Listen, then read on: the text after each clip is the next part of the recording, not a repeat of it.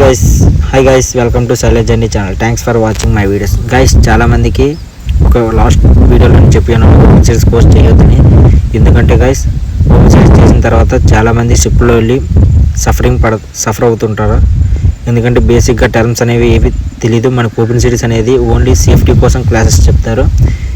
ఈ క్లాసెస్ చెప్పడం వల్ల వాళ్ళకి బేసిక్గా షిప్ మీద ఐడియా లేకుండా వెళ్ళిపోవడంతో వర్క్స్ కరెక్ట్గా చేయలేకపోవడం వల్ల అందుకే డీసీ షిప్పింగ్ అనేది ఓపెన్ సిరీస్ కోర్స్ అనేది స్టాప్ చేస్తామని చెప్పారు అని రూమర్స్ వస్తున్నాయి. దేనికైనా బెస్ట్ మనకి ఓపెన్ సిరీస్ కాకుండా జీపీ రైటింగ్ కోర్స్ చేసుకుంటే best guys. GP writing course కోసం చెప్తున్నాను టుడే టాపిక్. మరి జీపీ రైటింగ్ కోర్స్ అనేది 6 months ఉంటుంది గైస్. జీపీ రైటింగ్ అనే ఫుల్ ఫామ్ ఏంటంటే జనరల్ పర్పస్. వీటిల్లో మనకి జీపీ రైటింగ్ కోర్స్ చేస్తే మనం ఏ ర్యాంక్స్కి వెళ్ళొచ్చు అంటే షిప్లో ఏ వర్క్స్ ఉంటాయంటే డెక్, ఇంజన్, ఈ 2 types ఆఫ్ అనేది ఉంటాయి గైస్.